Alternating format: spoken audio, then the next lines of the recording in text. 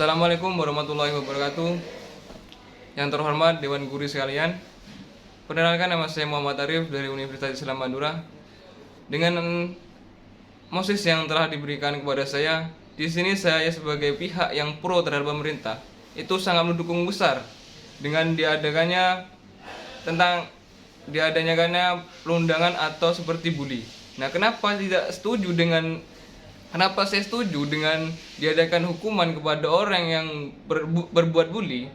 Karena dalam bully tersebut adalah suatu perilaku yang tidak menyenangkan, tidak baik secara finansial maupun secara verbal ataupun secara fisik. Nah, kenapa bully itu sangat dilarang, apalagi di ranah tingkat SMA atau masih sekolah dasar? Dikarenakan bully itu tidak baik. Nah, untuk mengatasi bully tersebut, setiap sekolahan itu pasti mempunyai BK atau bimbingan konseling. Nah, di situ dari mahasiswa atau siswa yang sudah terkena bully atau sudah dibully sama teman-temannya, di situ kita dorong untuk menghadap ke BK. Nah, untuk yang menghadap ke BK ini, kenapa harus diadakan BK? Soalnya BK inilah yang badan utama untuk melindungi anak.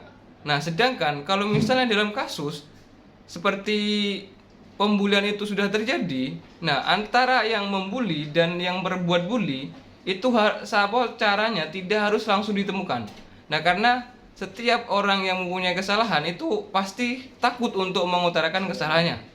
Nah, untuk yang selanjutnya itu kenapa harus diadakan BK di setiap sekolah atau seperti perguruan tinggi? Itu karena itu untuk mengadu setiap mahasiswa yang terkena bully ataupun sebagainya.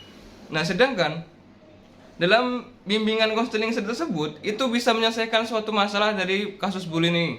Nah, sedangkan untuk yang misalnya dari kasus ini sendiri, dari bully, misalnya dalam BK itu tidak bisa menanggapi atau tidak bisa menyelesaikan masalah. Nah, itu kita kembali ke rentetan yang kedua, yaitu dengan cara kekeluargaan.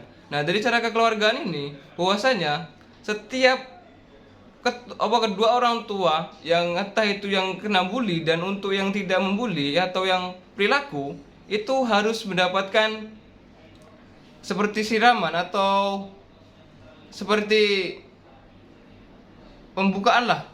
Nah, untuk gimana sih kronologinya? Nah, antara kekeluargaan ini bisalah diselesaikan secara kekeluargaan, soalnya di sini masih tingkat pelajar.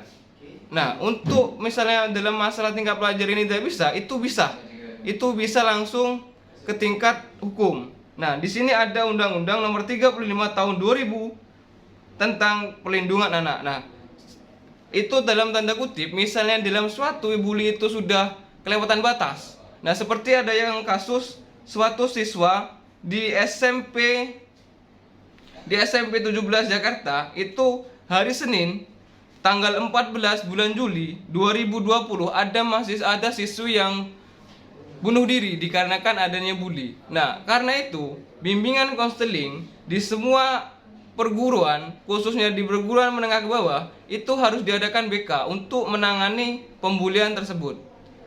Mungkin cuma ini yang bisa sampaikan, lebih dan kurangnya billahi taufiq wal hidayah. Wassalamualaikum warahmatullahi wabarakatuh.